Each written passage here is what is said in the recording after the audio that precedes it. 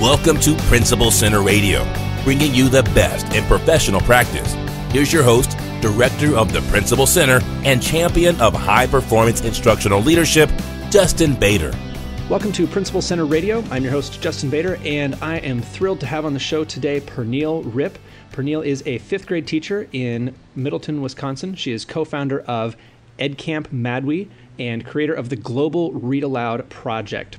Her new book is Passionate Learners, Giving Our Classrooms Back to Our Students. And now, our feature presentation.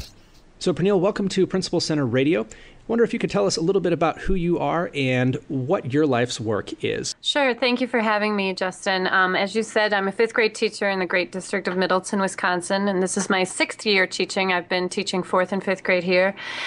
Life's work, I think it has been to make sure that the type of education we're doing to our children is the type of education that our children actually want to be a part of.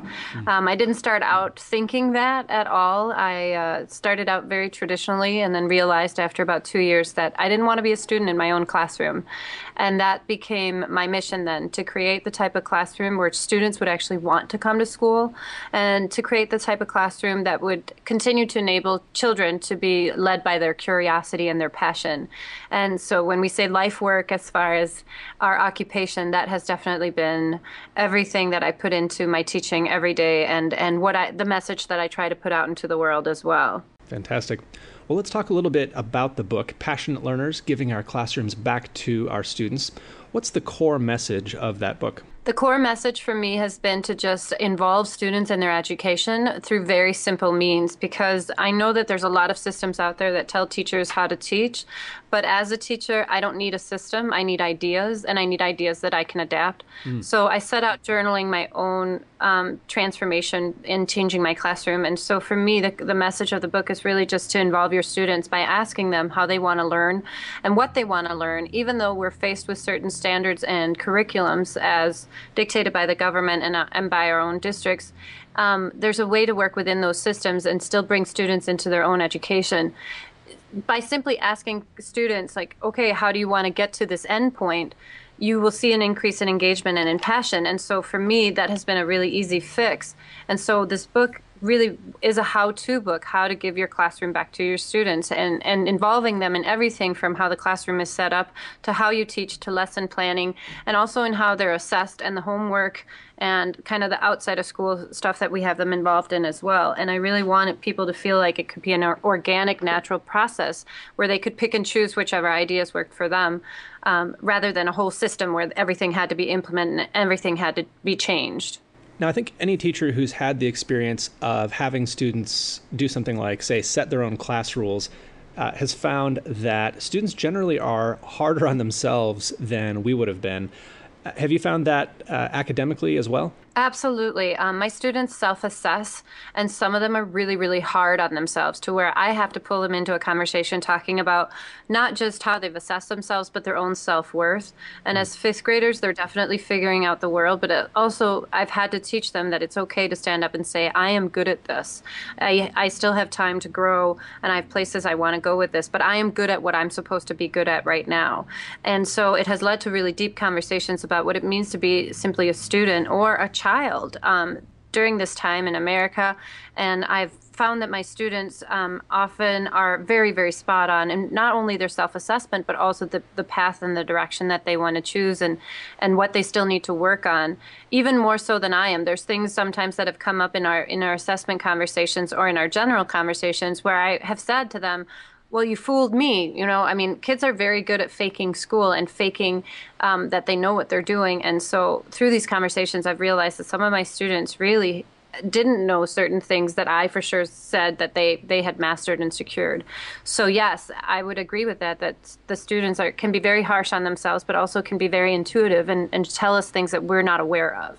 So you're saying it could actually lead to the opposite of what people might fear with this type of setup, that students are actually more aware of what they're supposed to learn, they take more ownership of that, and they have more ownership of the process of getting there, rather than just kind of throwing the standards out the window.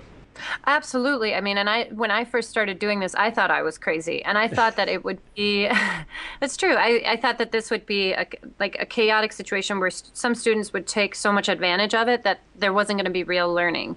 And what I found instead was that even when students completely failed at something and their grand plans didn't work out, the ownership that came from the conversations that we had throughout or at the end of what they needed to do and how they would circumvent this happening in the future, and just really the self-analysis of, oh, here is where I didn't step up, or here's where I didn't do what I was supposed to do, has been so much deeper than me saying, well, you failed, and then just leaving it at that and assigning it a grade. And so all of a sudden, when you have kids being a part of their learning journey, they take responsibility. Not every time, and you're going to have kids that are still going to phone it in, but it's a lot harder for them to do it when I say, well, you need to figure out how you're going to show me that you're learning this, rather than just saying, here's point A to point B, get there and hand this in, and then I'll assign the grade. Fabulous. Now, when you share these ideas with other teachers, whether that's through your blog or on Twitter or in a face-to-face conversation or some sort of presentation, I would imagine that not everyone immediately accepts this idea that students can take vastly more responsibility for their learning and for how the classroom operates. What are some of the fears that you've encountered that have turned out to be unfounded? What are people afraid of that they should not be afraid of? I think, and me included, I thought when I first started giving control back to the students that it would be some sort of anarchy in my classroom, and that students who I had been punishing to behave, that they would take such advantage of it and never do anything.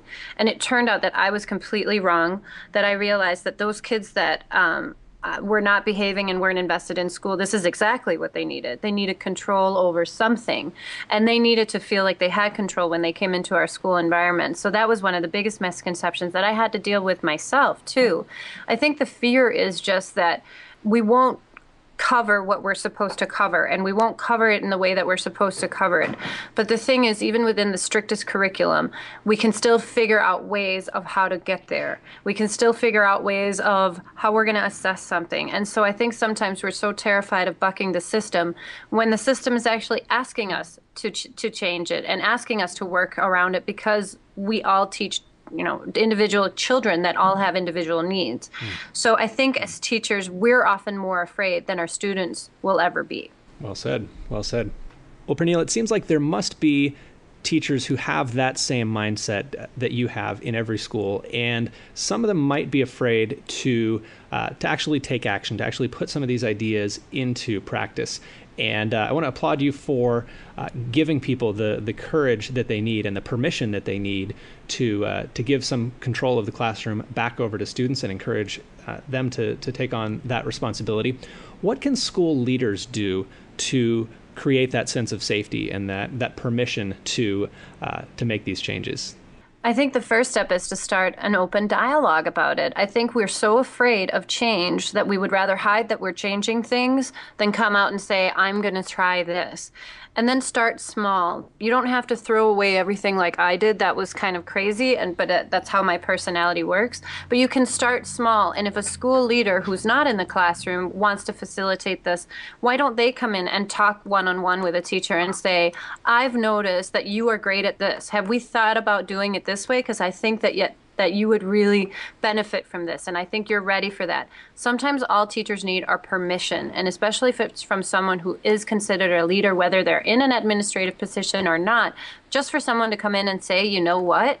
Have you thought about doing this? Because it's okay if you do. That can be the change that we need. I always talk about planting a seed of change. And so even if there are no leaders that are doing this, if you're that person saying, wow, I really want to change the way I teach, I give permission in my book to change it. And I know that sounds crazy, but as a new teacher, I needed someone to say, hey, it's okay that you can trust yourself. It's okay that your gut is telling you to do something. Follow your gut. And so in my book, I end up saying that to people because it's really like, we just need someone to say, hey, it's okay, you can try it. We're not going to ruin the lives of our students by simply changing one thing. So start small, get your feet wet, get your confidence up, and then start implementing more and more change. So that permission to experiment is really critical, isn't it? Yeah. Yeah. Well, thank you so much for sharing with us today. If people want to find out more about what you do, where can they find you online? I'm very easy to find online. Not a lot of people have my name, first of all. So I blog at PernilleRipp.com under blogging through the fourth dimension. And I blog about everything that happens in my life and within education in my life. I can be found on Twitter at Pernille Ripp. I can be found through the Global Read Aloud as well, and obviously through my book. I'm hoping to start a conversation with people too. I'm very visible, and because I've had such amazing people reach out to me and help me on my path to change, I'm always reaching out to other people as well. So I always encourage people to reach out and ask me questions or ask for help if they ever need it, because that's really what I'm here for and what we're all here for. Fantastic. So Pernille, we'll have a link to your website and Twitter profile and the book, Passionate Learners, Giving Our Classrooms Back to Our Students, on the episode page on our website. Pernille, it's been fabulous speaking with you today. Thank you so much for being on Principal Center Radio. Thank you, and thank you for speaking to me about this. And seriously, anybody that needs help, just reach out. Terrific. Thank you so much. Fantastic. And now, Justin Baeder on high-performance instructional leadership. So, high-performance instructional leaders, what did you take away from that interview? One thing that I hope you heard Pernille say was that sometimes all our teachers need from us is permission to experiment, permission to move forward with something that might be a little bit different from the norm in your school. So it never hurts to be direct and be clear that you want people to innovate, you want people to try new things. And I believe that part of our job as school leaders is to create a sense of safety around that experimentation and that desire to try new things. I think far too often we devote all of our attention to the other end of the spectrum, to the people who don't want to change. And as we know, that hardly ever works. So I think one thing that Pernille's interview has inspired me to focus on is permission, is how can we unleash the desire that's already there to make a positive change, to do that experimentation, and to really figure out what works for our students. Thanks for listening to Principal Center Radio. For more great episodes, subscribe on our website at principalcenter.com/radio.